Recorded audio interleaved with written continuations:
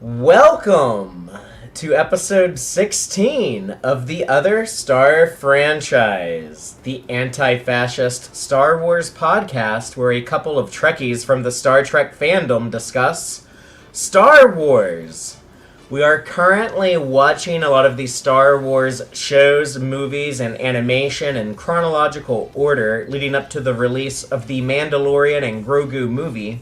Today we are discussing episodes of The Bad Batch, which take place in the year 19 BBY.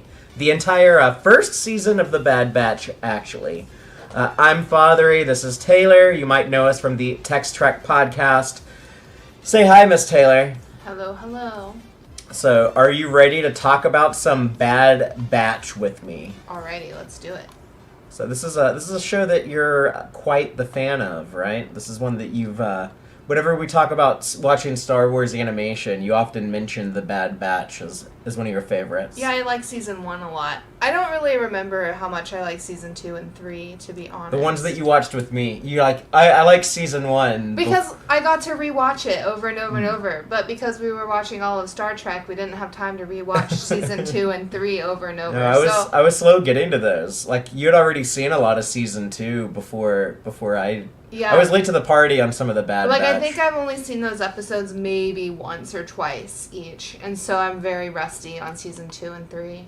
Well, it's an interesting show to me because I always think of it as it's very cartoony. It's very simple stories, very simple characters, and I always think to myself the Bad Batch has a ceiling. It can only ever get so good.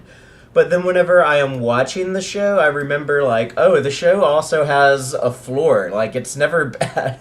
It's very consistent. And I actually find the characters so lovable. Mm-hmm. And there's so much beautiful animation. And there's enough, genuine heartfelt moments that ultimately the show does win me over. It's just I just kind of have to be watching it to really be into it. It's not something that it's not something that leaves me with a lot to think about, But there's a lot of old school Star Wars fans.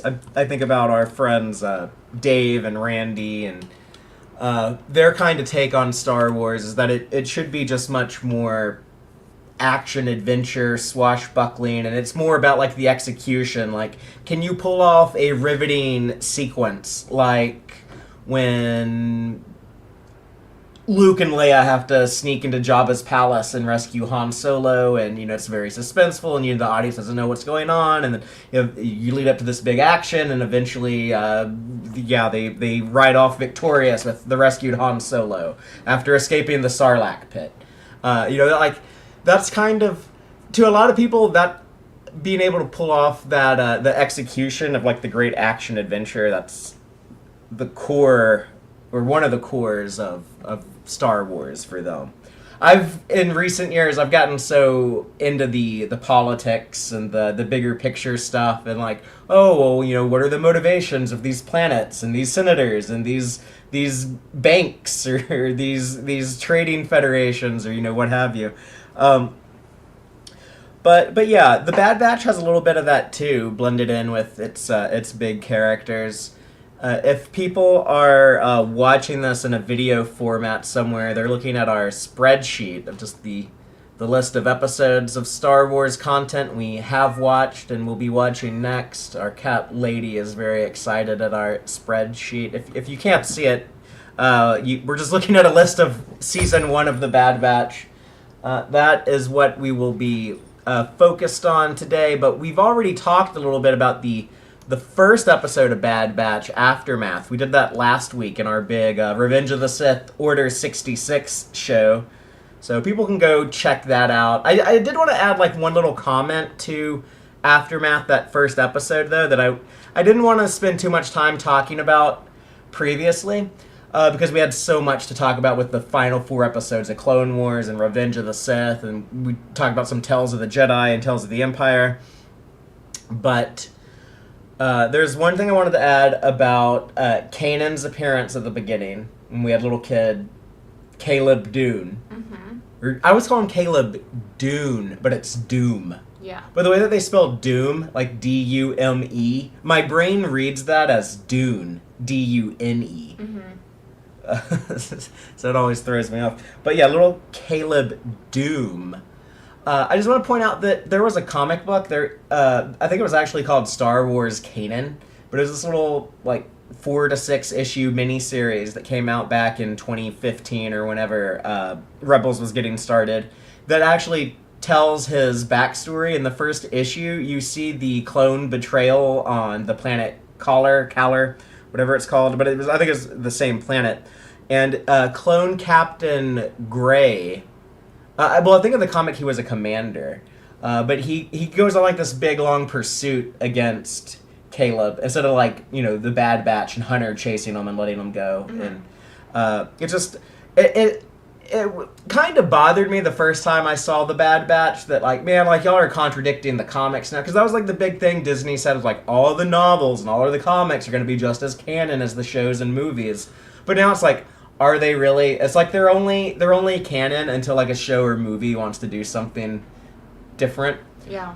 But I kind of look at it now like the same way a lot of people look at the Star Trek stuff, where none of the books and comics are canon. They call all of that stuff beta canon. And a lot of people look at that as like, well, it's canon until the shows or movies do otherwise. But that's how beta canon is. It's like canon until alpha canon takes over.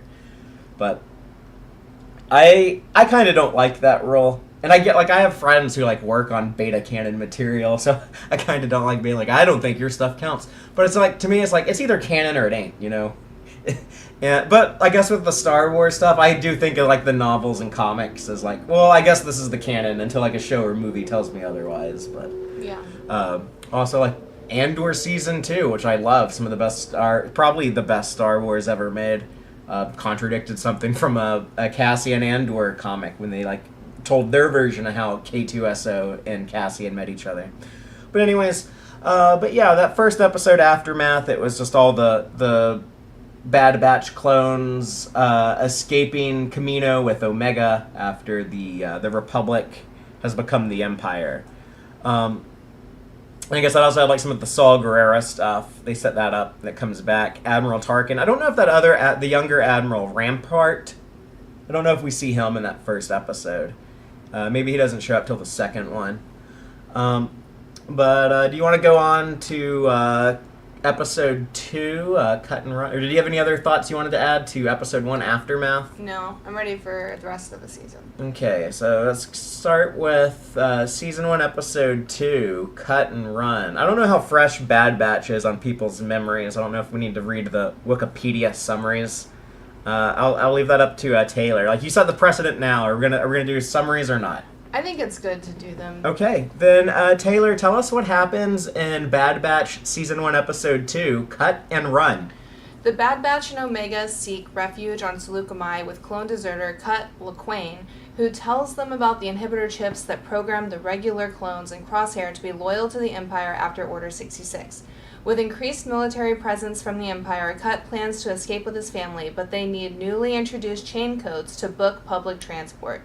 Cut would be arrested if he tried to obtain chain codes, so Tech and Echo steal some, and Omega helps deliver them to Cut and his family in time for them to board the transport.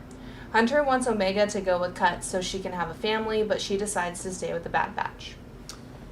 Yeah, so no narrator in the opening like they did in the first one. Yeah, they had like the Clone recaps. Wars narrator. It's like, no, like the Clone Wars is over. We're in the Empire now. No morals. But We're on our own. But we're dealing with the aftermath of the Clone Wars, like bringing back this character, Cut Lawquane, the clone deserter who married a Twi'lek lady with kids. Mm-hmm. I assume like those were her kids because they didn't look like, newborn enough to be born within the Clone Wars.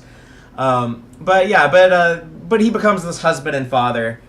And it was fun that they circle back and show us what was going on with him. It makes sense that he's not one of the clones, like spoiler alert for Rebels, but there's 3 clones from Clone Wars that we see again, right? I think it's just 3 of them. Yeah. And it makes sense that Cut isn't one of them.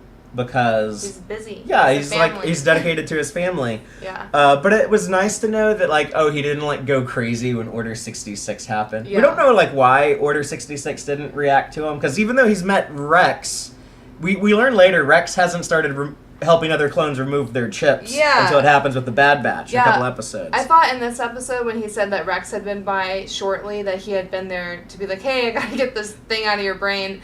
Yeah, that's probably what I thought when I saw this for the first time. Yeah, like we talked about later, it does come up weird. One of my favorite parts of this episode is that Omega gets to be a kid with other kids. Right when they touch down on the planet, this is the first time she's ever touched grass, literally, and touched dirt. And it reminds me. It's the opposite of Rey, and when she leaves the, when she's playing around in the rain. Yeah. In The Last Jedi, it's she's seeing rain for the first time. This is you're seeing a planet that's not rainy for the first time. Yeah. But please continue. It reminds me of Entangled when Rapunzel leaves the tower for the first time, and she's like, to feel the grass, the dirt, the way I dreamed they'd be. It was literally the exact scene. I forgot that was a scene in Tangled, but I do know that Dave Filoni and crew, they like that movie Tangled because... It's so good. Well, it influenced the animation style of Rebels. Okay. Now that I say that, you can kind of see it, right? Yeah. But yeah, it was a very similar vibe when she gets off the ship. But I like that she gets to play with the kids for the first time, and she's kind of confused about their games and stuff. We later see her playing strategy games, but she doesn't know how to play ball. Oh, yeah. She doesn't know how to play something simple, like tic-tac-toe. Yeah, and the other thing I really liked about this is when she gets behind the fence and she almost gets attacked by this crazy alligator lion thing. Oh, it was the Nexu. That's one of the cat. It's the cat that scratches Natalie Portman in Attack of the Clones in the Coliseum. But they all call for their mom because she's a badass sniper lady, and I loved that they had I'd call for her too if I was getting attacked by one of those. But I love that they called for her, and then it's kind of a little bit of a switch.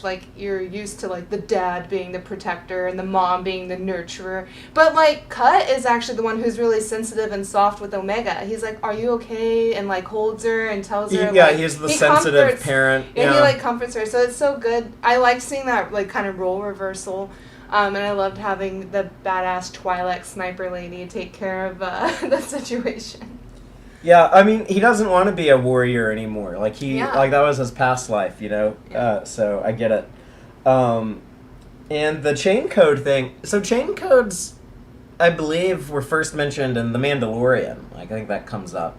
But with the Empire taking over, they're now registering everyone. It's your DNA has to be on file to match this code. Is that what it is? Everyone's assigned this identification, and then they can track your movements around the galaxy. I think about this whenever I go to the airport and have to show my real ID and get my picture taken so that the government agencies can track my movements at all time. Yeah. But they also, and they hold everyone's money hostage. They're this is the only way that we'll be able to exchange your Republic credits for the new Imperial credits. So it's very much the Empire is a new entity when it is convenient to be, but it's also we're the Republic when it's convenient to be. They keep all the clones and the ships, and but then they tell the Kaminoans, that contract was with the Republic. The Empire actually doesn't have to pay you. Yeah. But, so it's kind of cool to see that. Also, I was thinking it took a while before they had to, shoot and kill other clones. But, they shoot and kill a lot of clones when they were making their escape here at the end. Or helping Cut make his escape, I guess. I kind of felt like they were always stunning. No, those are not blue circles. Those were some red bolts. All right. So in a lot of the episodes, they are stunning the other clones. Yeah, but not that one. No, well, not every gun has a stun. Okay. So and then if you take a gun from someone and have to shoot someone before they shoot you, you might not have time to change the setting. It's just interesting. It's really interesting, the Bad Batch overall, the season 1, the kind of moral dilemmas it puts our characters in, and it's very much you found yourself in a world that is rapidly sliding into a fascist hellhole, and it seems to be bringing out the worst in everything and everyone.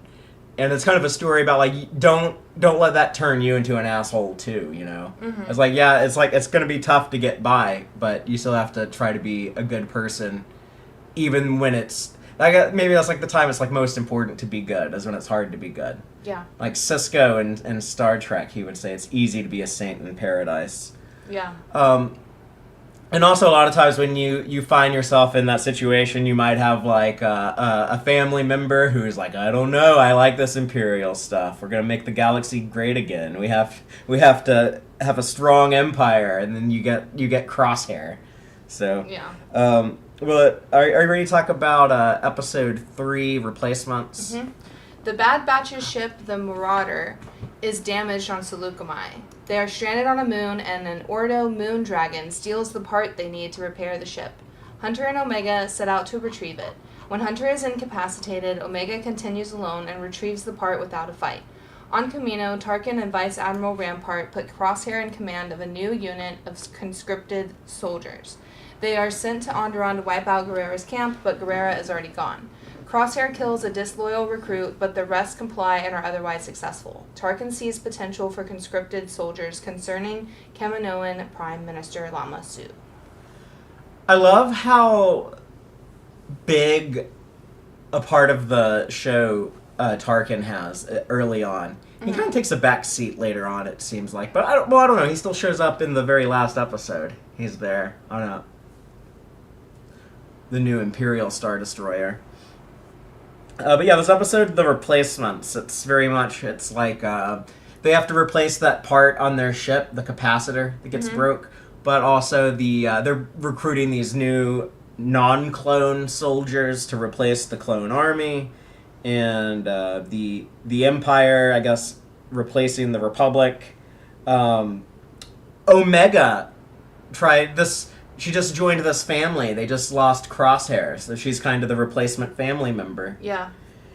I like to see her get some action. I know they all were very hesitant about her joining, and like Hunter was trying to send her with Cut and their family. So like he obviously is like, I don't want a kid in this situation. Like, we're technically deserters and we don't know what to do. We're not dads. We don't know shit about raising a kid. Well, I like that they did the Cut episode so early, so that that Hunter could get some like an example of what a clone dad is like. Yeah, and also I like in this immediate episode following where she shows him, like, I'm not a helpless kid. Like, I'm, like, helpful and can squeeze into small places, and I'm strong and courageous and brave. How old do we think she is? I always thought she's kind of like 12. Okay, yeah, because let's assume that they made Boba first, because he was Alpha and she's Omega. Right.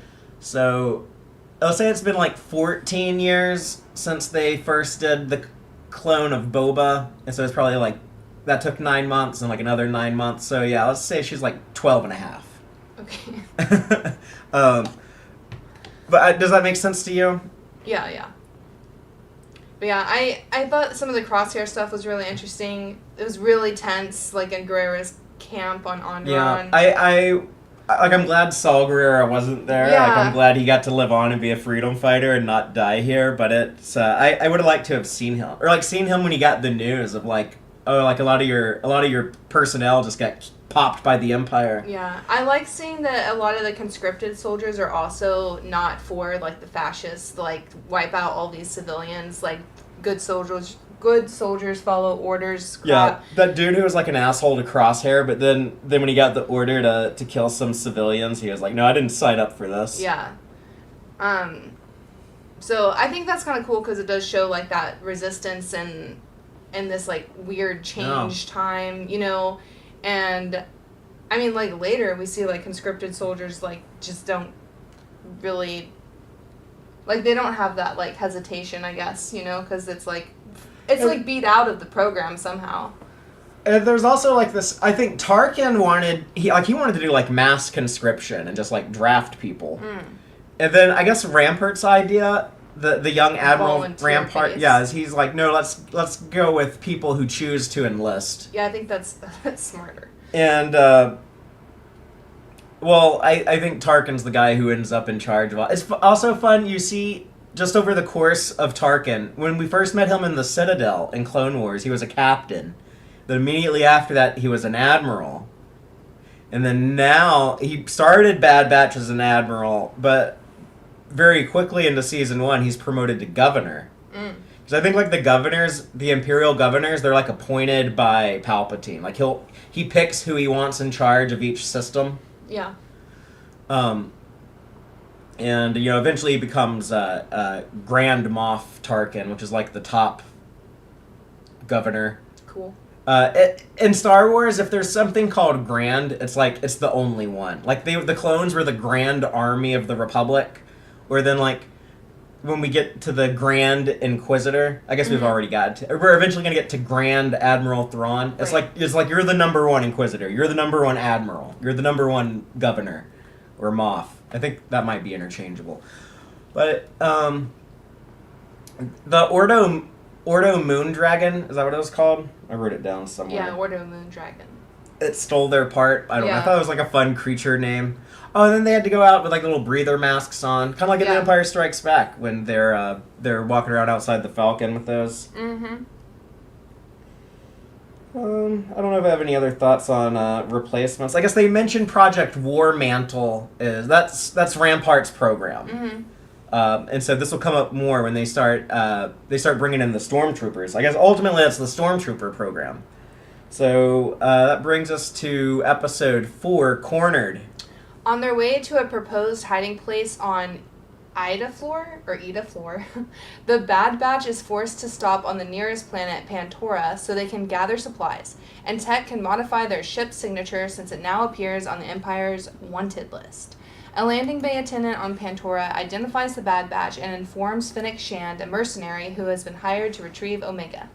Hunter, Echo, and Omega search for supplies while Tech and Wrecker work on the ship. Omega is approached by Shand, which leads to Hunter chasing Shand through the city. Hunter and Omega lose Shand, and after the modifications are completed, the Bad Batch departs from Pantora. So the first appearance of Fennec Shand. They point out in here, they say that she is new to the scene, so she's a young bounty hunter. Mm-hmm. So I think like the actor who plays her in the Book of Boba Fett is in her 50s. So this is like her as like she's like a college kid. Yeah. She's like Yeah. running around like 21 years old right Yeah. now, bounty hunting. She's pretty cool. I like how she approaches Omega. Like, she doesn't come off as, like, as aggressive as maybe, like, Cad Bane or Imbo would. Like, where it's like, we're just gonna snatch this kid. Cad Bane doesn't do, like, the, like, honey approach instead of vinegar approach, Yeah. you know? Like he can't appear, like, as, like, the sweet and non-threatening lady who might be nice to you. To be fair, it would be hard to buy that method from him just by his looks. But yeah, I do like that Fennec kind of like approaches her and is like, "Are you lost? Like, can I help you?" And in some ways, that's kind of worse because it's stranger danger. You know, like they haven't really instilled that in Omega yet. Yeah. I would hope like a normal child who grew up in actual society would have been taught by parents not to be this trusting of strangers, Yeah. especially in like a big crowded planet like Pantora. It's like being in like the big city, you know? Yeah. But to be fair, like, it is easier usually for, like, kids to trust women. And so, like, you know what I mean? Yeah. And I think it's easier for everyone. It's easier Well, yeah. to trust women than men. I would 100% agree with that. I wasn't going to pigeonhole everyone. I was going to lean in with, like, the kidnapping. I mean, I'm not saying But- that's like fair. I just think that's just the reality. I think this is how most people are wired. Yeah, and I think, like, a lot of, like, the Kaminoans that Omega really works with are women, too. So I think that's kind of like and she's, like, with her brothers. So it's kind of an interesting, like, it's kind of nice to have Fennec in this show just to kind of break it up. Right. You said that it was nice as a woman yourself to see, like, oh, this young girl, Ahsoka, grew up. But there's also, like, some women Jedi around. So, like, when she has questions about having her period, she can talk to Luminara and not Yoda about it. That'd be so awkward. Yoda would be like, we must forget about this. I don't know what to do here. Yeah, compartmentalize everything. Yeah. And she's like, I can't use the Force to hold my blood in. Like, come on. That would be uncomfortable. Anyways, back to Fennec Shand, which is... It was what we were cool talking to see Pantora, but we don't see Chuchi or any of, like, Blue George Lucas's family. Yeah, but they might not even be around. Like, they might be in hiding right now, you know, because they were very. Well, Chi-Chi shows up eventually. Yeah, I don't remember her coming back, but we'll see. I think she shows up in here. I might be wrong. Like I said, it's been a long time since I've seen 2 and 3. We just watched those like a couple years ago. Yeah, once. I don't have a good memory. Yeah, Taylor likes to rewatch things many times. I have do too. to, or I can't remember. I have to rewatch multiple times. How many times do we have to do a chronological rewatch of all Star Wars? I don't know. Just Can we just like hyper focus on one season at a time and then move to the next season and watch it 5 times? Move to the next season, watch that 5 times. That's what we're gonna do next. Let's just watch like each scene 5 times. Oh gosh. Not even like a whole episode. We have to watch till like the end of the scene and then restart it 5 times and then move on. Yeah. Anything else about Fennec Shand? She was working for the Kaminoans, which is She's working for Nala Se. right. Who that doesn't really get revealed until later, but Nala is actually being pretty cool. She's trying to protect Omega and like keep her from being brought back. Right. And the reasons why the Kaminoans want her so badly is she is the only other unaltered Jango clone. Oh. I feel like having your gender altered is a pretty big alteration. Yeah, yeah. But I don't know, maybe because not. it's like still main DNA without like added traits, I guess, is the main thing. I don't know. Isn't this also the episode where Echo gets sold as a droid and makes friends with the droids? They rip off that dude. Yeah. Like, here's 3,000 credits for a droid who's just gonna like walk out of your shack later tonight. But they needed them to fix the ship really quick later. Oh, and I also wanted to bring up that I liked Fennec Shand went and paid the guy who called in their ship. He was all scared that she was gonna kill him or whatever because he didn't get them to stay. Like they took off before he could keep them there, and he was worried she was gonna like kill him for letting them go, and she ended up just being like, thanks, and paid him. I was like, she's pretty cool. When I was bringing up the age of Omega earlier, I think I wanted to point out that whenever you do have like a kid going on these dangerous missions in a story, you really have to justify it to the audience. Like, why don't you just leave the kid with someone?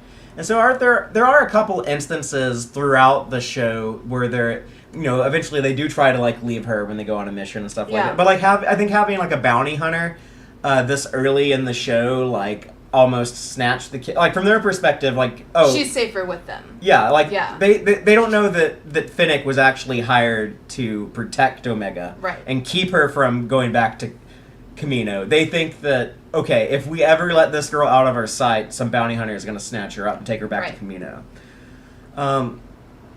But yeah, and then like they're constantly betrayed by everyone. They can't trust anyone. Yeah. They can't trust the guy who said, "Oh yeah, you can park your ship here. I won't tell anyone." Right. If they they bribe him and then he sells them out anyways. I know. He's making double. Yeah. I guess that's kind of realistic though. I guess that's how people will rip you off in real life. They're also naive. Just like they've never been out on their own. They've always had the Republic paying for them and yeah, this is the first time they're kind of like learning the society rules, which is kind of funny.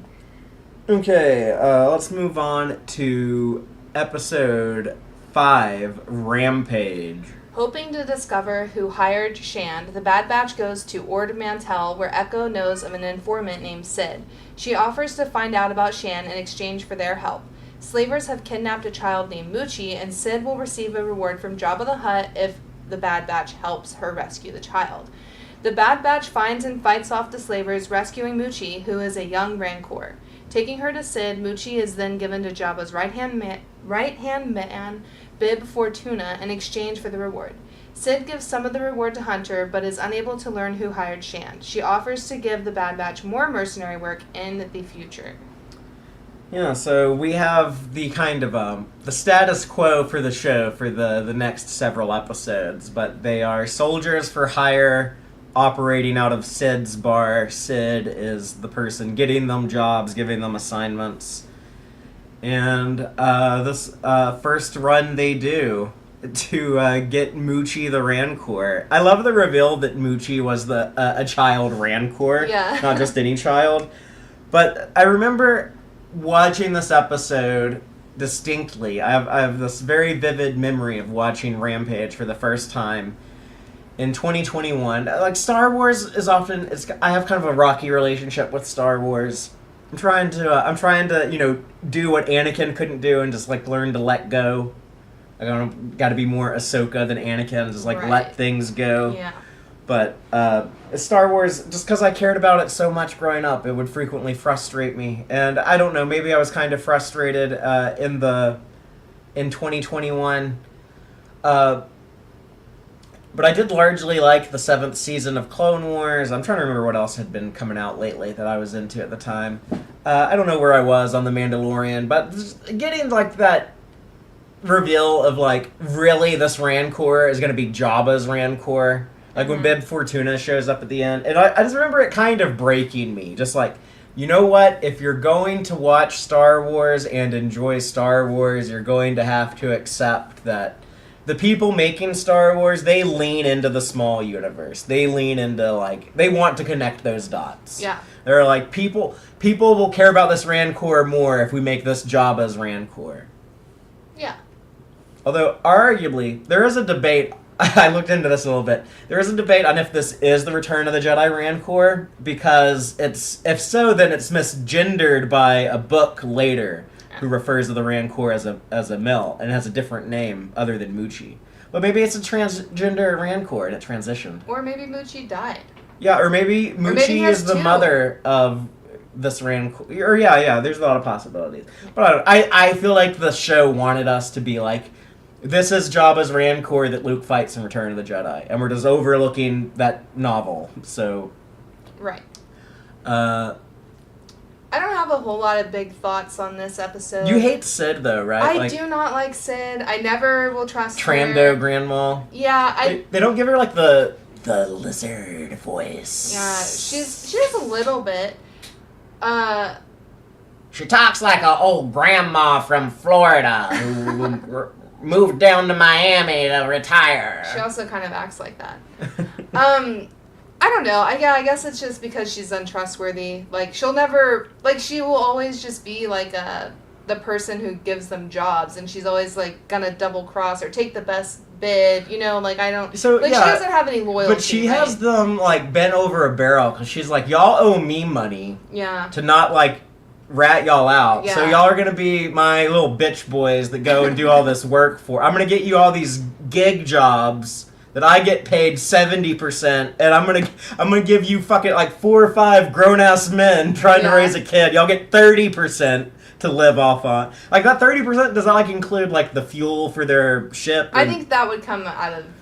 Or does Sid cover that? The services. That's got to be Sid's. Yeah, I think that would be considered part of the job.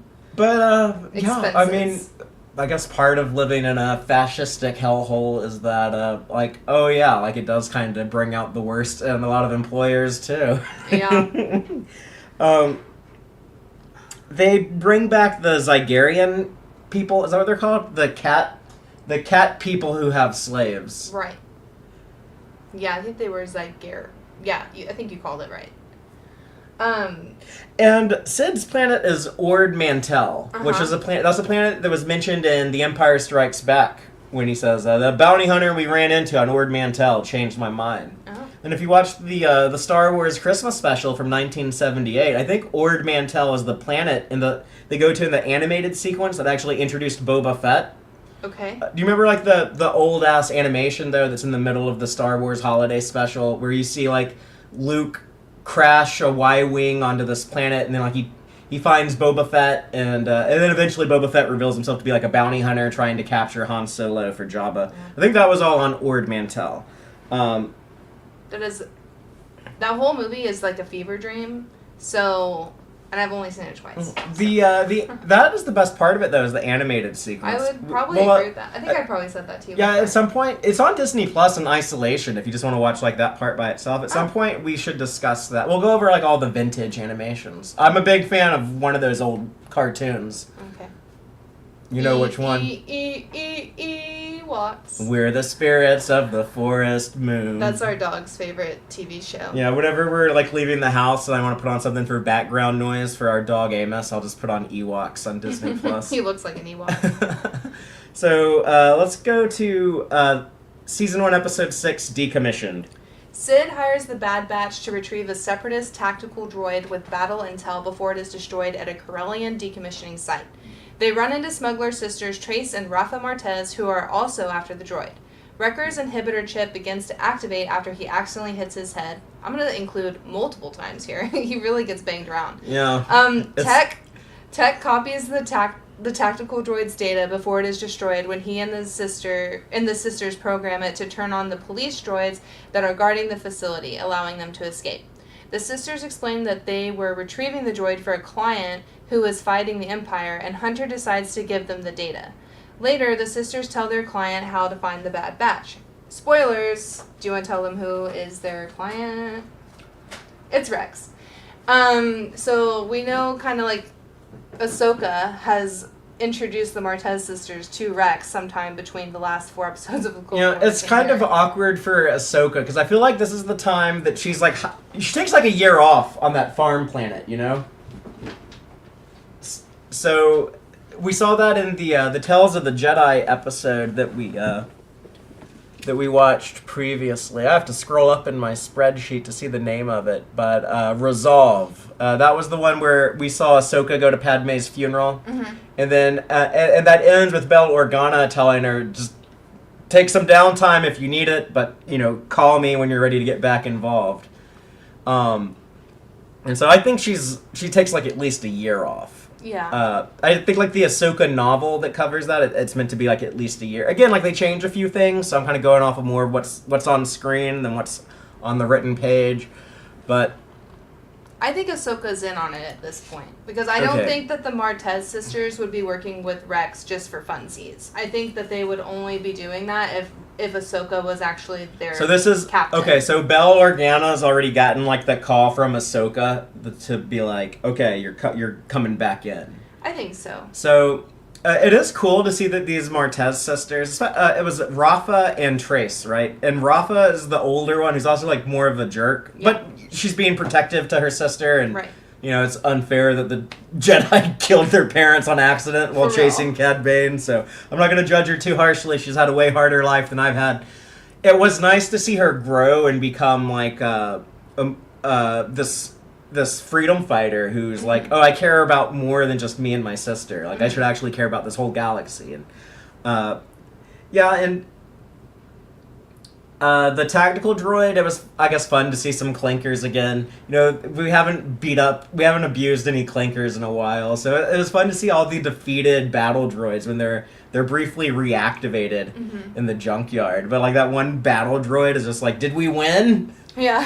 Did we win the Clone Wars? Sorry, you're about to be decommissioned and melted down. I was like, no, you're in the scrapyard getting melted down, buddy. They're on a Han Solo's home world, Corellia. So instead of seeing like the shipyards, we're seeing the junkyards. But very, I don't know, just doesn't look like a very pleasant planet. It's like you live in like a factory, very industrial.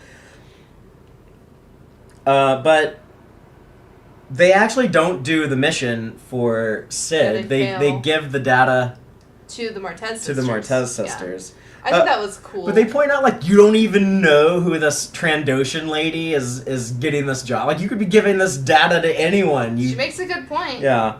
But, like, these clones are just thinking, like, man, we were just worried about, like, having dinner to eat tomorrow. Like, we weren't really thinking about the long-term ramifications of these actions. Well, like, kind of at this point, I don't know. I mean, I guess they do know, like, the Empire's bad and, like, things are not going great with, like, the New Republic. Or not, I shouldn't say the New Republic, but how the Republic is forming into.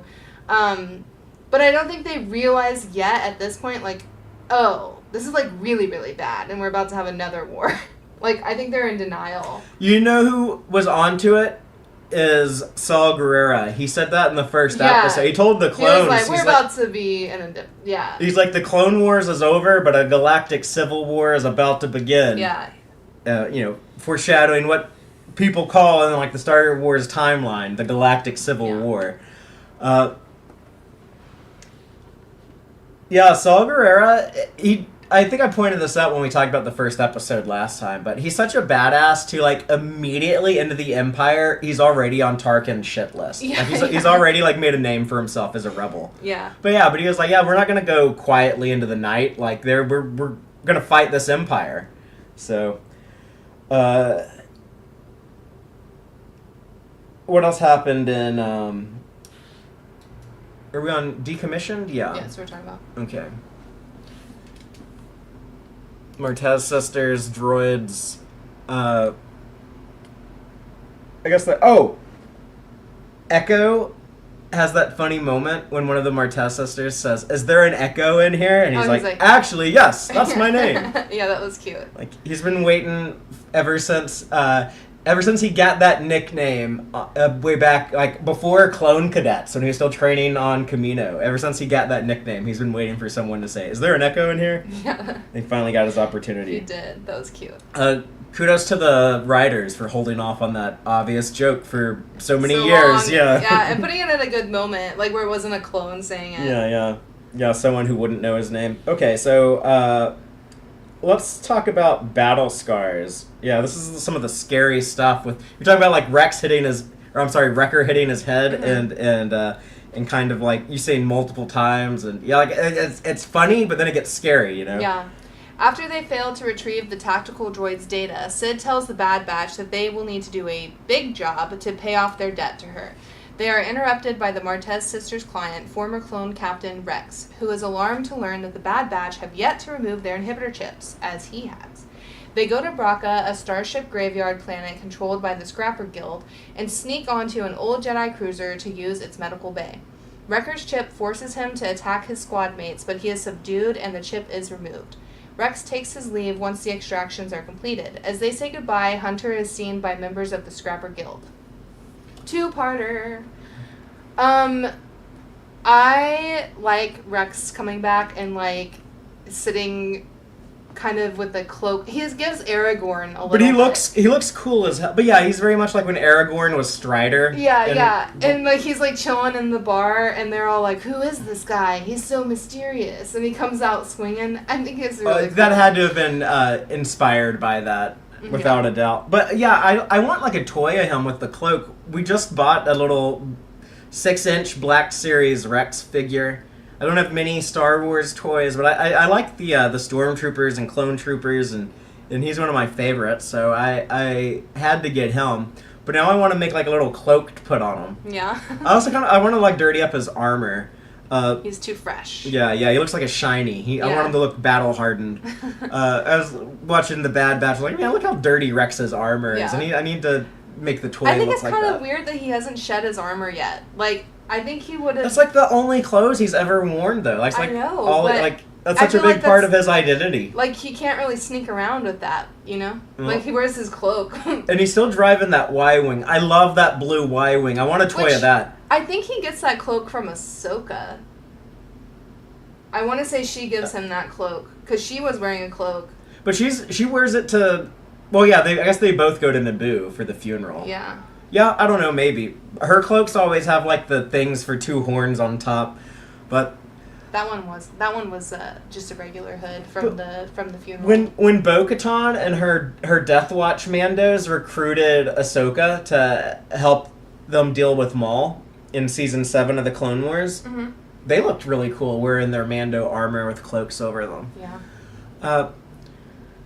But I also really liked that they had to go to the medical bay of, like, a downed Jedi cruiser. That I thought was so cool. So that junkyard planet, Braca, remember when I was playing the Star Wars video game Jedi Fallen Order a little bit? Yeah. Where you start off as the Jedi in hiding? That's that planet, Braca. And this episode came out on Disney Plus the same day that video game came out. Oh, cool. So... and I love that game. I mention it a lot because so many of the things... It's in this time period, so it's, like, especially relevant now. Yeah. I just really love... Like, they do this on, in The Force Awakens on Jedha... Or not Jedha. On Jakku. This is what Jakku should have looked like. It should have been, like, a junkyard planet. Junky. And not just, like, it's a desert, just like Tatooine. I agree. But what I love so much about these like junk Starship Graveyard episodes is that you can really feel the scale of how massive these ships are, like when they're like sticking up out of the ground in weird funky angles and stuff, and they're having to like crawl through this like broken, battered, electrical issue, weeping ship. Like it's kind of creepy and eerie, and I like it. Oh, it's also a frightening setting to have to deal with a Order 66 wrecker. Yeah. He's like, you're all in violation of Order 66. You're all traitors. And he starts like trying to murder everyone. Also, kind of a bad place to really have a medical procedure done. I like that Does Tech not was look like, sanitary. Yeah, Tech was like, this place is not sterile. Oh, and Rex looking older when Omega is like, you're a Gen 1, aren't you? I can see like the lines on your face. It's like she's the big sister of all the clones. Like she like recognized him as like a Gen 1. Nala Se must like give a shit about the clones, though. I think for Omega to have learned that from her. Yeah. Cat shenanigans. Sorry, guys. But yeah, I'm glad that we kind of got into the inhibitor chip removal pretty quick, because I would have been very bored if this had been coming up all season. Is like, oh, who's next? Yeah. Who's gonna fall onto Order 66 Yeah, next? get this stuff out of the way. And like we wanted to see Rex again, so they mentioned Rex pretty quickly when Cut was like, oh yeah, you just missed him, and then here we see him cross paths with the Batch. So I also like that this reveals that Omega knows a lot and she's withholding a lot. Like I threw it for the whole season 1. You know, we don't learn that she's older than them until the end. And I think, like, we don't realize how much she's learned from Nala Se and been, like, her assistant. And she knows, like, procedures and, like, you're talking about, like, noticing, like, what's a Gen 1 versus, like, a defected clone and blah, blah, blah. So I think it's cool that, like, throughout season 1, we're slowly getting, like, more and more reveal on Omega. And it doesn't all just, like, come out. It's almost like she doesn't... I don't think she doesn't not trust the Bad Batch, but I think she's kind of, like, reserved in giving them information. You know? Like, she doesn't even bring up the inhibitor chips, really, until it becomes relevant. Right, but she did know about them. Right. And she knew that she didn't have one. Mm-hmm. I guess I don't have anything else on Battle Scars. We can talk about the next Braca episode, Reunion. Still on the same planet, still in the junkyard. Yep. The Scrapper Guild informs the Empire of the Bad Batch's location, and Crosshair is sent to kill them. Concerned that Omega will not be returned safely, Lama Su hires a second bounty hunter to retrieve the girl. The Bad Batch attempts to reach the Marauder through the Jedi cruiser's ion engine.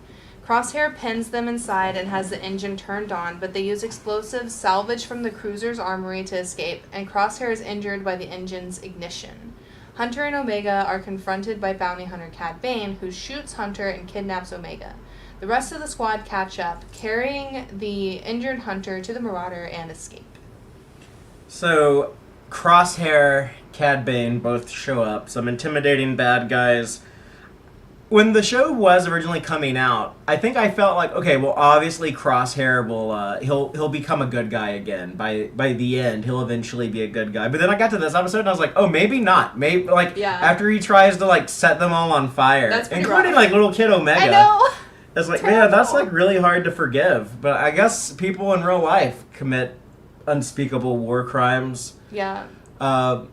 So I guess it's not that big of a stretch for this fictional character to do that. It's interesting. We're not really sure exactly when his chip got removed, but he later says that his chip was removed, and it's ambiguous, at least with what we learn in season 1. Does he have a chip when he does this? Does he not have a chip? Because they were trying to like increase his chip's functionality. And they did. In episodes earlier. In the first episode. Yeah, so did they... But then they removed it at some point after that. Yeah, I don't know. But Crosshair just felt like this is just like the life for him. Like, or like, did they tell him that and then not? I just don't remember because, I don't remember if they ever confirm in season 2 or 3 when it gets removed. But yeah, it's when they're hiding in like the big ass thruster on the end of one of these Republic Star Destroyers, and they're only like they don't have a way out, so they have to blow up the thruster itself to like blow their way out. It's just kind of like that's like their only utility is destruction. We just go and destroy stuff. Yeah. At least like with Wrecker. Well, because they were salvaging some of that stuff to take back to Sid to sell, so they just happened to have all those explosives with them because they had been scavenging for it. Yeah, just from a story standpoint, They do like to blow shit up. Yeah, like yeah. I like to blow shit up because I like to blow things up.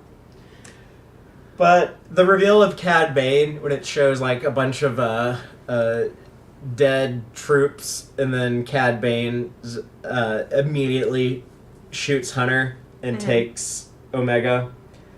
So this is the ship that he's flying in the next episode, the Justifier. That was the planned ship for in Clone Wars when they wanted to do a Cad Bane Boba Fett arc. They were gonna have like them working together in the ship Cad Bane owns called the Justifier, and we didn't see it until here. But that was like an old idea that they had since before back when they were still making Clone Wars on Cartoon Network. They were planning to have the Justifier at some point. Yeah. I guess we don't see that till the next episode. Yeah. Are you ready to talk about Bounty Lost? Bounty Lost. Yeah. While chasing after Bane, the Bad Batch learns from Tech that Omega is an unmodified clone of Jango Fett, and so is the only available source of fresh cloning material for the Kaminoans. En route to an old Kaminoan cloning facility on Bora Vio for her delivery, Omega tricks Bane's droid aide Toto into releasing her and is able to signal the Bad Batch. Lama Su sends Ton Wei to retrieve Omega and orders Nala Se to eliminate the girl after extracting genetic samples from her. Nala Se cares for Omega and wants to keep her safe, so she sends Shan to rescue her. Shan kills Ton Wei and duels Bane, allowing Omega to escape and be retrieved by the Bad Batch. I love the setting of this episode so much, where it's like this Sky City kind of vibe, but like all the windows are broken because it's a abandoned facility, and so like the clouds are like in the hallways as they're like kind of walking around, so it creates this like very mysterious, like dusty, cloudy, foggy environment, but there's still a lot of light, and I think it's such a beautiful I don't know, like set. And it's like, it makes Cad Bane and Shand seem a little bit more intimidating because they're kind of cloaked a lot of the time. Yeah, they're like these like two like dark evildoers running around in like this very heavenly looking environment. Yeah, and they're really using their environment to like hide. It's on Camino. It's like Skylabs like floating around in the clouds on Camino, right? But it's not on Camino. They're on Bora Via. Okay, okay. But it's the same. It's a cloning facility that the Kaminoans used. So nearby their planet. Somewhere in their system, yeah.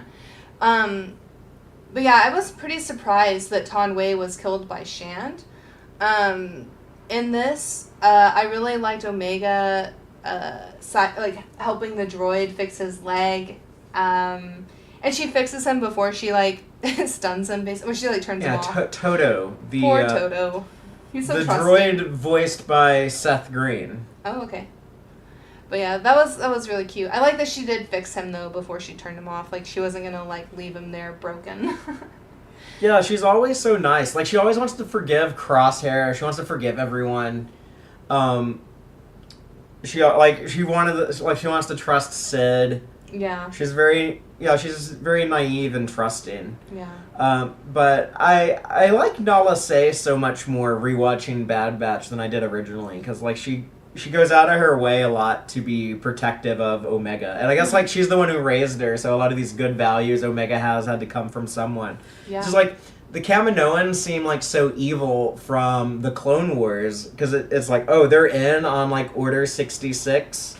But I was able to like recontextualize the Nala Se stuff a little bit when we watched it most recently to say like, well, you know, from her perspective, it was there to prevent a rogue Jedi uprising, and that's what their clients, Tyrannus and Sifo Dyas, wanted. So they're just being good cloners, just making the clones that they were paid to make. Right. They didn't know that it was part of, Palpatine's going to use this to become an authoritarian fascist and destroy democracy. Yeah. And build Death Stars and shit. Like, she didn't know. Maybe she should have been a little bit more mindful of consequences. But hindsight 20. Everyone feels that way when you're already on the fast track to a fascist empire.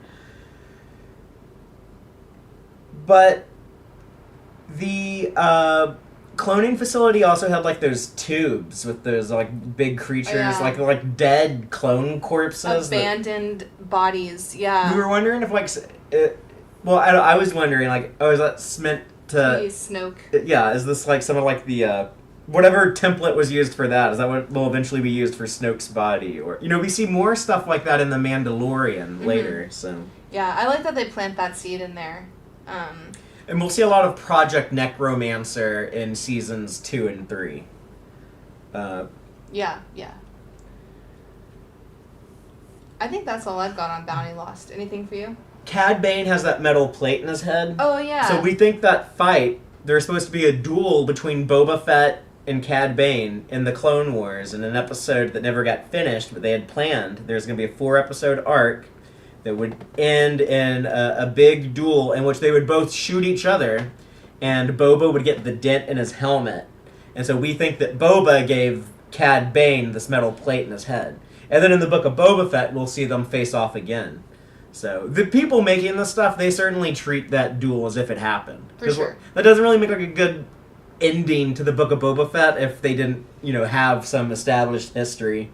So let's move on to Episode 10, Common Ground. On Raxus, which was the seat of the Separatist government during the Clone Wars, the Empire institutes new curfew laws with the support of local Senator Avi Singh. However, Singh speaks out against the Empire while addressing the public and is arrested. His protocol droid, GS-8, hires Sid to help rescue Singh, and she sends the Bad Batch. They are reluctant to help after fighting against the Separatists in the Clone Wars. Omega is left behind due to the bounty hunters that are targeting her, and she wins Sid enough money playing Dejeric? Sorry. Yeah, she's playing the chess game that 3PO and Chewie played. To pay off the Bad Batch's debt. With the help of GS-8, the Bad Batch rescue Singh and take him to Sid for payment. I like the push and pull of this episode where the clones are kind of like wary about going to rescue the Separatist senator. But I love they're that like a separatist. But I love that they show this first. They show the Empire like infiltrating. What would you even call it? Like going into this planet and seizing it. And which was Raxus was a big deal in the Clone Wars. It was the capital of the Separatist. The Confederacy of Independent Systems. Right, but it's like not just like old Republic planets that are affected, like we'll see on Ryloth. It's also Separatist planets. And it's kind of turning into like an enemy of my enemy is now my friend situation for some of the Separatists are realizing, or like, I don't want to say like, but like everything, all of these old, like you used to be a Separatist or you used to be for the Republic, like everyone is going to have to choose a new side. They were fighting the Republic versus the Separatist. It was never a real fight. It was always like a manufactured conflict. It was always Palpatine versus everyone else. But I love that the Bad Batch in this episode have to learn that war is over, a new one is beginning. We have to like refigure out who our allies are. You know what I mean? This Separatist senator, I didn't realize this when we were rewatching the episode, but I looked it up last night to see who voiced him. Alexander Siddig from Deep Space Nine. Okay. That is Dr. Julian Bashir. Nice. I was kind of surprised to see that, but he is an interesting character. He, again, like they keep it like very simple and cartoony, but he originally he's going to go along with the Imperial line and just be like, okay, I'll just be the guy who reads the speech y'all approved. But then like he couldn't bring himself to do it. As he's like giving his speech to his people, he starts speaking out against the Empire, and has to be extracted when he goes on the run. He had his protocol droid, the GS-8 or whatever her name was. Yeah. So she's like the middleman between the senator and and Sid and the Bad Batch. So they're basically having to work with a separatist droid. Yeah. It's like, man, like we used to like have fun destroying as many of you as possible, and Yeah. now we're having to cooperate. I liked that droid a lot too. My favorite moment in this episode was when they're in one of the Republic tanks. Those the walkers, the MTTs or whatever they're called, but like the 6-legged walkers that eventually Rex will live on one of these. But they escape by blowing up a mine against the wall, like outside the door of that walker where no one can see it. Like Wrecker was able to like make a secret tunnel. Yeah, bust out the secret tunnel. So this is a Bradley D. Baker voices Wrecker. So this is the Bradley D. Baker show. But yes, secret tunnel from Avatar: The Last Airbender. But the way that the door of the tank opens, he plants the mine, the door of the tank closes, the mine explodes, blowing a hole in the wall. The door opens again, they leave, and he leaves a mine behind to collapse the hole he made. Yeah, so that they don't know that they escaped through there. Yeah, then when the Imperial clone troopers find the tank, they're like, what the hell, it's empty. Yeah, that was really, really smart. Especially for, like, they don't really show Wrecker being smart very often. Like, he's a lot of, like, brawn focus, but I like when they include things like that. He's like, brawn over brains. He's not dumb. He's just usually more of a tank. Yeah. But he can be clever and creative, even though he just likes to break and blow up. Yeah. Like he likes to pull things apart and blow them apart and just like destroy things, but he can still be clever and strategic with it. Yeah. And I did like Omega's little side quest where she is playing games to win money. And that she's really good at strategy. She paid off their debt. Yeah, it was bomb. I really loved that. And it seemed like she had a good time. She kind of bonded with Sid, paid off their debt, like you said. And I don't know. I like that it ended with her and Hunter going toe-to-toe on the game. Because, like, he's also big on, like, strategy and stuff. So... they have a fun, playful relationship. Yeah. I'm excited. I don't know who won, but I feel like Omega won. Oh, and like he's made like that bed for her by this point. Wrecker did. Yeah. Yeah, Wrecker made the gunman's post her bedroom and surprised her with it. Yeah, that's not Wrecker's not who sits down to play. It's Tech who plays. No. Hunter plays the game with her. Okay, it's Hunter. And Wrecker makes her bedroom. Hunter's the least interesting clone because he's the most centered. So you kind of like that happens a lot to your main character. They have to be the most centered. They can't be like they can't be the angry one and they can't be the funny one. They have to be like the most neutral. So a lot of times they get kind of boring like that. But I still like him. But yeah, he's my least favorite. Let's move on to episode 11, Devil's Due. Devil's Deal. I'm sorry, Devil's Deal. When Senator Orrin Freetaw announces a new Imperial refinery on Ryloth and encourages Twi'lek freedom fighters to disarm Resistance leader Cham Syndulla, publicly supports the Empire. His lieutenant, Gobi Glee, takes Cham's daughter Hera on a secret mission to retrieve weapons from the Bad Batch, during which Hera befriends Omega. Crosshair tracks them and the Empire arrest Glee and Hera for treason. Cham attacks the Imperial convoy to rescue them with his wife Eleni and other freedom fighters. Crosshair shoots Orrin Freetaw, allowing Rampart to frame Cham for Taw's attempted assassination. Cham, Eleni, and Glee are arrested, but Hera escapes. I like these two episodes on Ryloth. Like, you want to talk about both of them? You want to go ahead and read the next summary and we can kind of combine both of these? That's a good idea. Okay, let's do So, it. rescue on Ryloth. Hera contacts Omega and asks the Bad Batch to help rescue her parents. Hunter does not think this is worth the risk, but Omega convinces him. Hera, Omega, and Tech and Wrecker attack the new Imperial refinery on Ryloth as a distraction, while Echo and Hunter free Cham, Eleni, and the other freedom fighters. Crosshair discovers this and sets a trap for them, but clone Captain Hauser, who is loyal to Cham, warns the escapees of the trap and then confronts his fellow soldiers. Hauser is arrested while the Bad Batch and freedom fighters escape. Rampart realizes that he has underestimated the Bad Batch and gives Crosshair permission to hunt them down. I was really shocked when I saw this for the first time that we were getting some Hera. Yeah. I was really Hera excited. and Chopper. Oh my gosh, how could I forget Chopper? He's such a little, like, Yeah, I love his first sound. appearance of Chopper, unless he's like he's in one of the Y-wings we see over Ryloth. And I pointed that out though when we were seeing one of the Ryloth episodes of Clone Wars. There were like Y-wings, and I was like, Chopper could be in one of those. Yeah. Because that's his origin story. He got shot down in a Republic Y-wing on Ryloth, and then Hera finds him and repairs him and adopts him. Yeah, but I love that the Bad Batch gets to see. Like, they were just on the Separatist planet, and now they're going to Ryloth, and they see a similar, like, overtaking here. And also they're seeing, like, oh, this, like, factory thing that they're building is going to, refinery, I guess, is going to be really bad for the environment here, really bad for the people here. They're asking people to turn over their weapons and, like, submit to the Empire. They're asking all Twi'leks to step down from, like, military positions so that the clones step into those positions.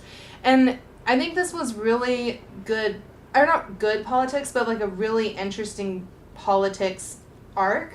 Like having the Senator Ta, who we all hate.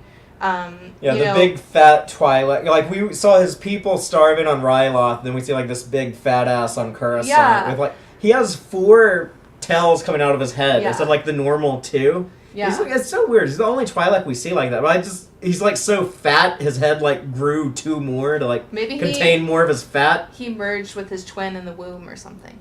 The deformity he has. But I love in this that we have like Senator Ta like failing to console the public at the announcement, and Cham steps up and kind of like calms the crowd.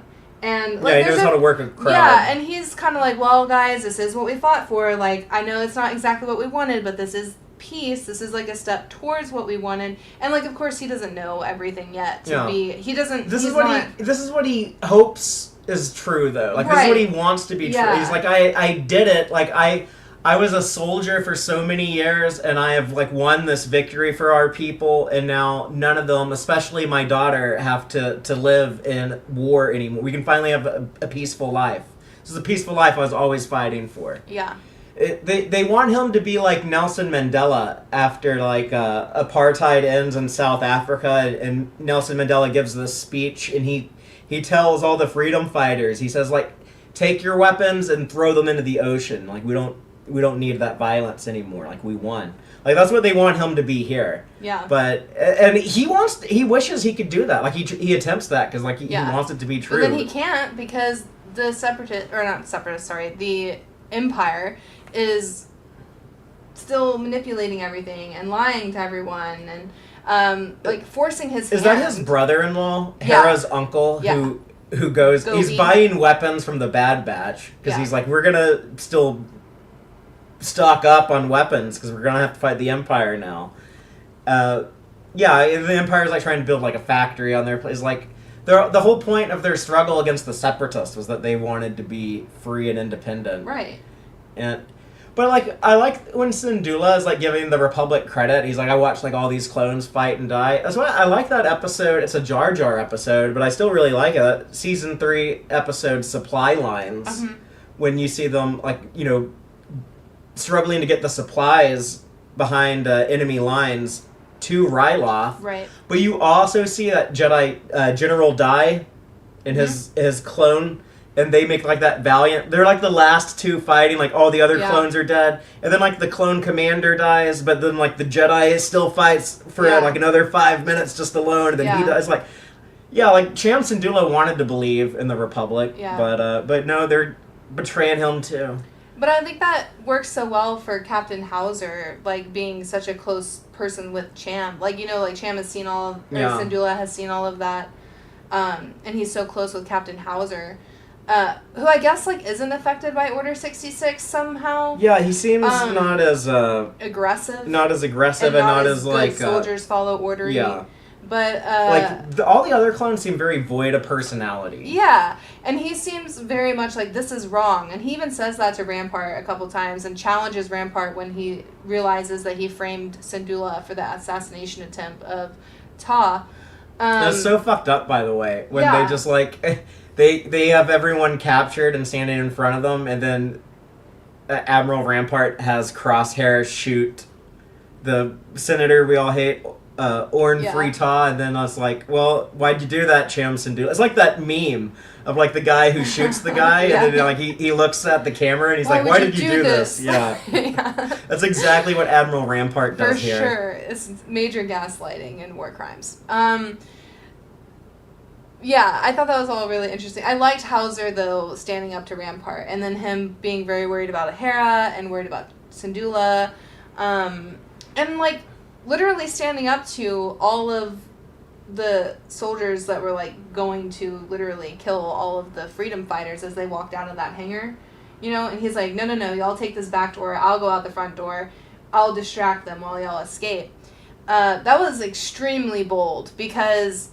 You know, in the past we've seen, even, like, in Krell wanting to, like, execute clones for...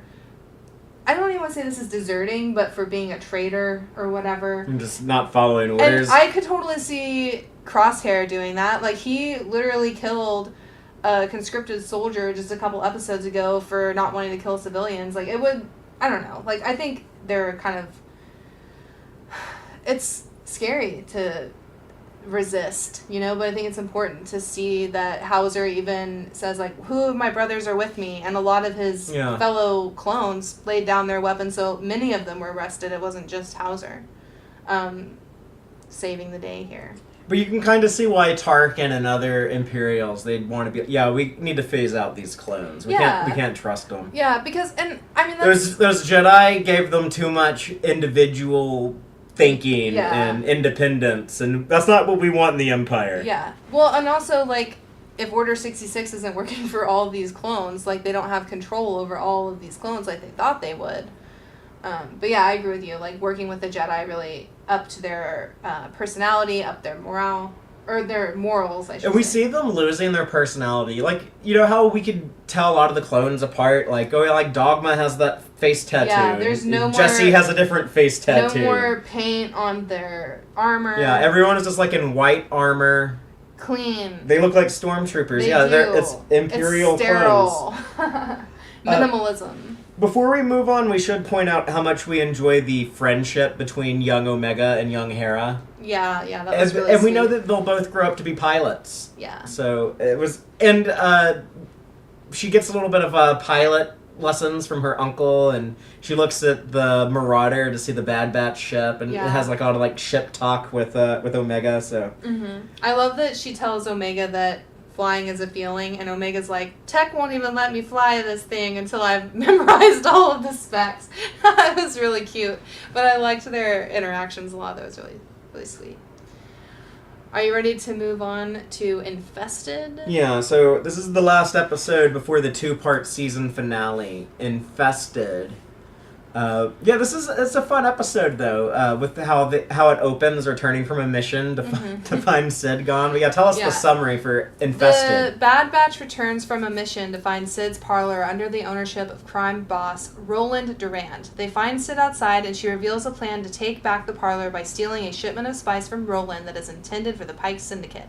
The Bad Batch and Sid enter her office via underground tunnels infested with a hive of Earlings. They retrieve the spice, but they are chased by Roland's guards who awaken the hive. The group escape from the tunnels, but lose the spice to the hive. They are caught by the Pikes, who take Omega hostage while the Bad Batch and Sid retrieve the spice from the hive, and the Pikes then let Sid reclaim her parlor. And they also take a whack off of Roland's horn. They take one horn as, like, a punishment for his bad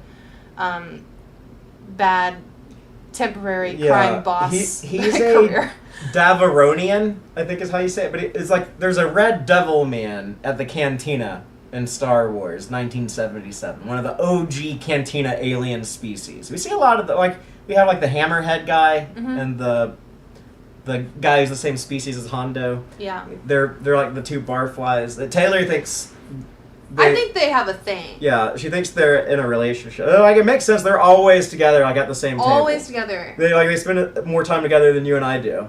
So, which is hard to do. but I liked seeing the Pike Syndicate again. That was kind of fun. To be like, oh, these guys are kind of unaffected by all these changes. They're still doing their spice trading and whatever, and, like, working with not bounty hunters, but crime bosses, and, like trying to kill people and stuff. What I wanted to say about Roland Durand, though, is that as the two-horned guy, you were saying, like, yeah, they cut off one of his horns at the end. The Pikes do. Is he the same one that comes back in Rebels? No, that, I think that might be his dad. Okay.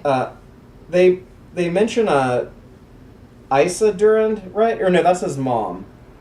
I think she shows up later in Bad Batch. I'm scrolling through, Wikipedia now. Yeah, it looks like she's a character who we see later. Yeah. So, and paths unknown. A classic little like breather episode before the big finale. I loved that Sid wasn't useless. Like, it's kind of funny because like when they come in and it's not her anymore, I kind of was like, wow, that was easy. But she's like I've got a plan. Like, I'm ready to go fuck shit up, and like I want to. And she's like in on it. Like, she has a lot of action. And planning. When they're going through those mines with the railroad cars, and you have to like work that pump up and down, like go up and down the railroad track. Where they have like one of the like. Sid is working it too, and they're getting chased by the bugs. Like that's why it's called infested, because they're dealing with the. She's been hands off for a while, but she's not about to not get her hands. And the Pikes seemed scary, and this is like we've seen them a lot, but this is the first time they ever seemed like really scary. They're like, "Wait, you lost our spice? Like you're dead." Yeah, like. Well, that was the insinuation. Yeah. Also, I thought it was cool that they brought Ruby back, the little like echidna-looking thing. Yeah. That they had rescued, like it was like on screen for like 2 seconds that Omega and the Bad Batch like rescued this. I love this little animal though. Yeah, and gave it to someone. Like, that was like a different job. It could be one of our stupid animals that live with us. It was so cute. I'm surrounded by a couple right now, but yeah. But Omega here, like she wants to forgive Durand. She's like, well, he can't be all bad if Ruby still likes him, you know. It's like, I don't know, Omega. Like I know they're like. I don't want to. I guess like the Godwin argument, like everyone's going to bring up Hitler eventually if you're arguing about something long enough. But like Hitler had dogs, you know, like like I'm sure his dogs liked him. Ghislaine Maxwell, who's at like a resort prison in Bryan, Texas, not that far from where we are. I guess she has a dog now. Oh. Like the warden at the prison complains about like I have to be like her personal assistant and be like this little bitch for her all the time because Trump doesn't want her to blab about all of his crimes. Well, anyways, yeah. So sorry, Omega. Like just because an animal likes someone doesn't mean they're a good person. Doesn't mean they're a good person. Yeah. Well, are you ready to wrap up this season? We've got Episode 14, War Mantle, and Episode 15, Return to Camino. Oh, wait. I'm sorry. We have 3 more left. Okay. Oh, I threw you off. I thought there was only 2 more. Yeah, okay, sorry. I forgot about War Mantle. We have 3 left, guys. Sorry. War Mantle is when Rex contacts the Bad Batch and asks them to respond to a distress signal from Clone Commander Gregor on the planet Darrow. At the source of the signal, they find an Imperial base where conscripted soldiers are being trained by clone commandos to replace the clone trooper army.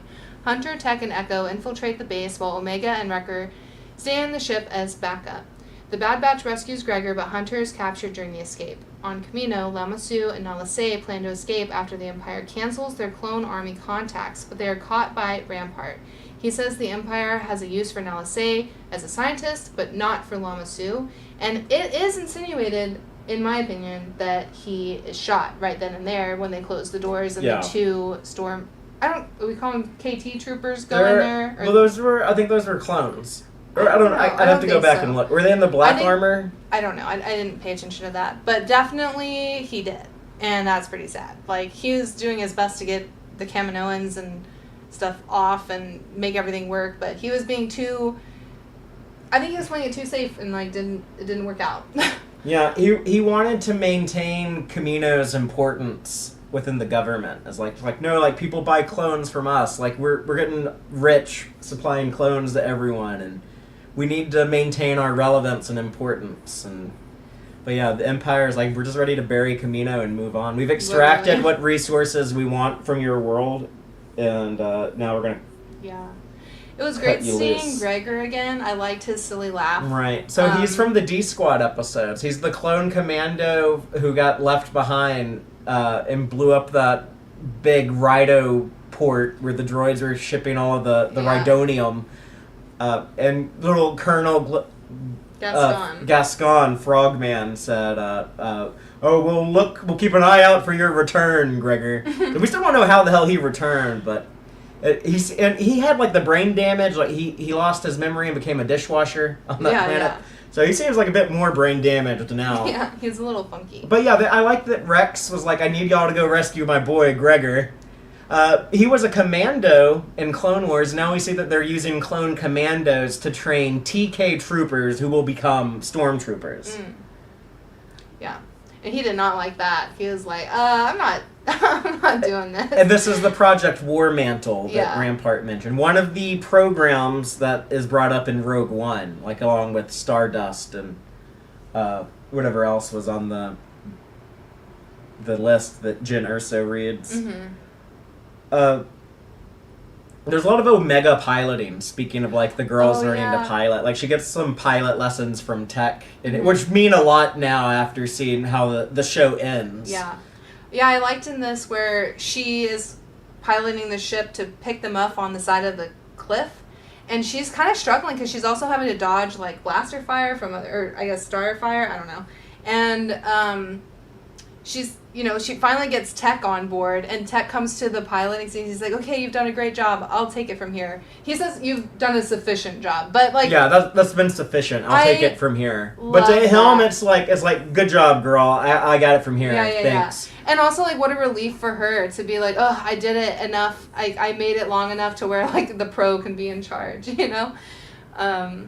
But yeah, I was surprised. Gonk droid, is this when the Gonk droid helps out? So so Gonky. I really wish that AZ3 had been part of their crew this entire first season. I know we catch back up with him in the next episode, but it would have been nice to have spent a whole season with him before we lose him. But yeah, Gonky came through in a pinch. That's all Gonk droids are good for is charging batteries. Like, that's all they do. They charge themselves and then they go charge ships or something else. Yeah.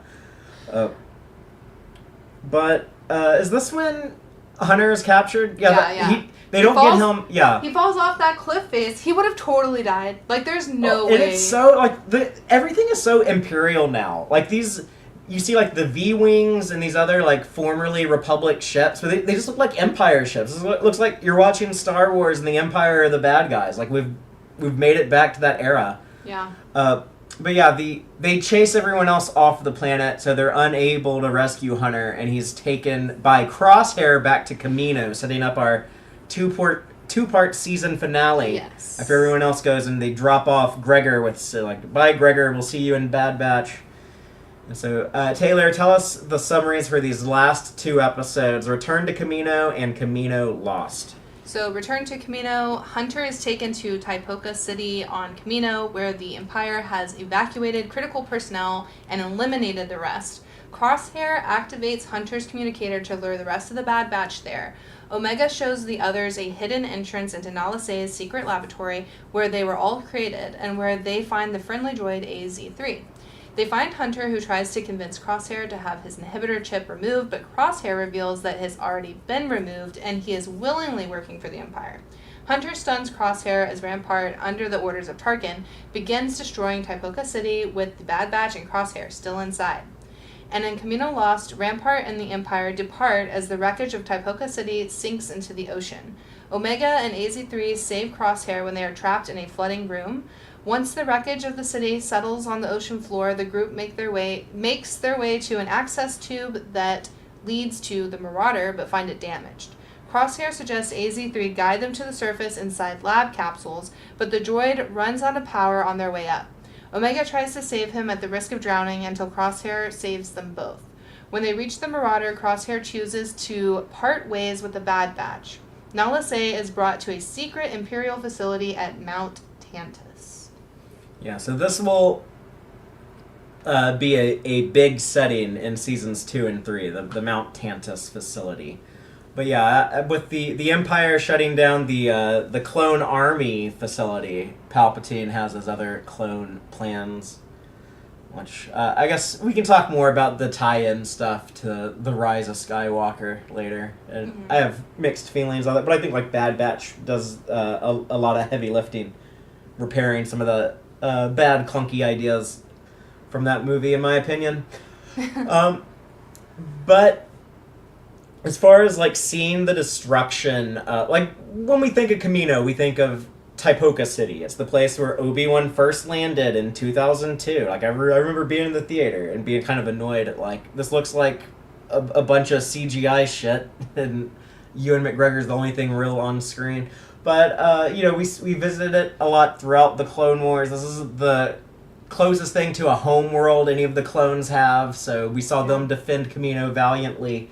And then now it's all been like shut down. It's like when I don't know, like you're like a restaurant or a bar you really like going to gets like taken over by new management, and then you see it all like change, and then like 6 months later after that it's just like shut down and it's gone, and it's like I guess the big generation of people who grew up on the Clone Wars, like that, this probably has like a lot of significant weight to it, seeing the destruction of Taipoka City. Yeah, for sure. It's very emotional. There's like a few moments kind of at the end of the episode where they're just empty rooms that they like pan over before they start blasting it down. I think that's pretty heavy. And like these clones like for years have shared meals there together. Oh yeah, you see the mess hall and it's empty. You see like the room with all the baby tubes and they're gone. Like there's no more babies. No babies. I mean, I'm glad they removed the embryos. That would be way worse if they just blew them all up. They probably just like dumped them out in the ocean. Oh god, more Epstein shit. I think that they probably stopped creating them at some point, and so whatever. I'm choosing to believe that wherever they're at, they're probably still alive. Maybe. Yeah, we saw some like Boba Fett looking little kid clones walking around a couple episodes ago. They're being taken off planet. Yeah, I'm curious what happened to them and like how will they grow up now? Yeah. That was really sad when they're like, will we still be soldiers? And Nala is like, yes, you were meant to be a soldier. But I don't think that's probably what's going to happen. AZ-3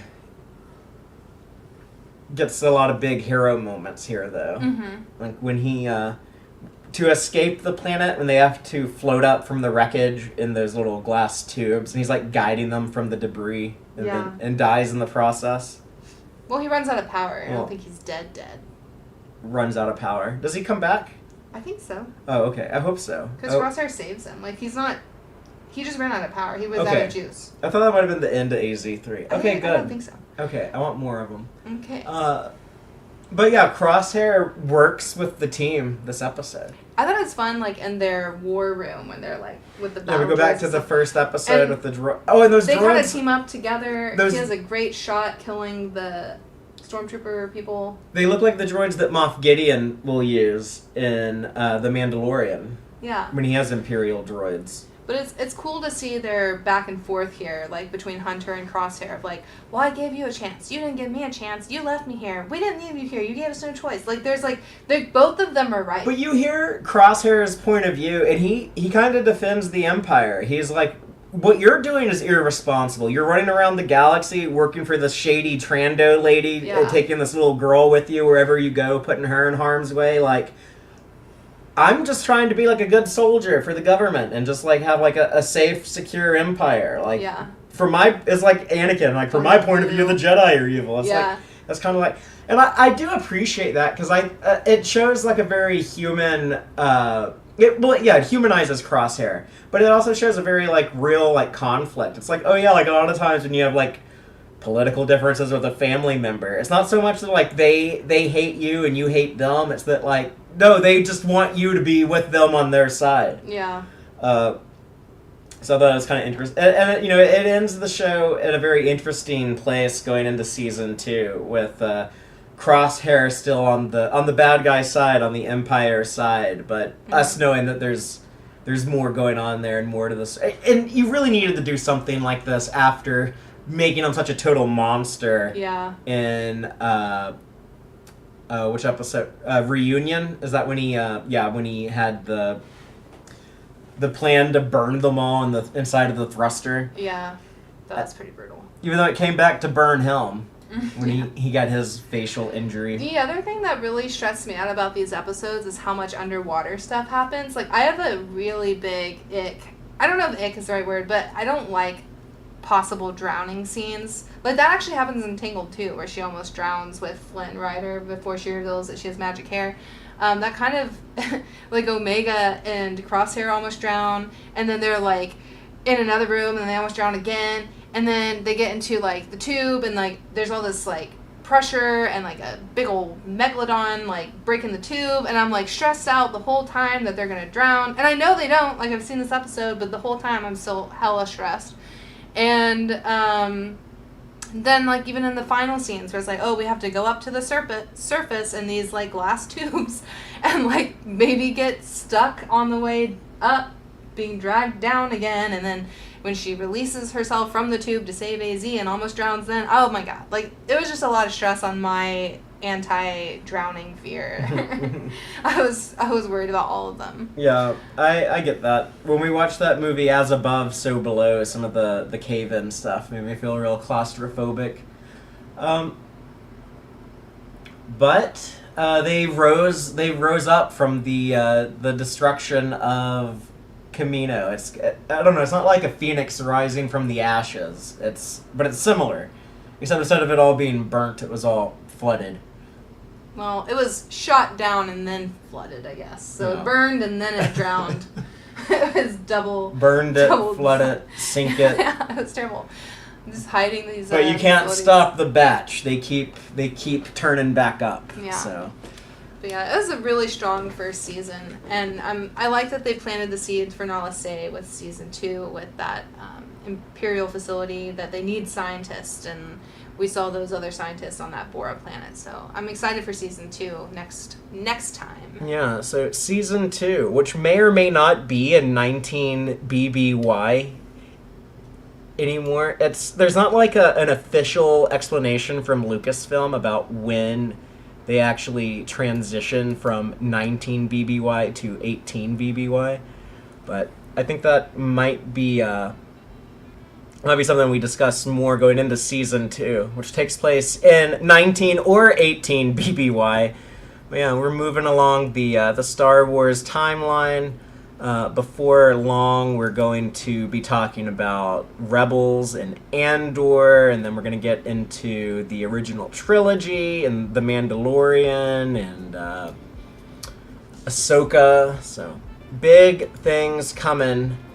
But until next time, remember, the Empire is for bootlickers. Be a rebel, and may the Force be with you.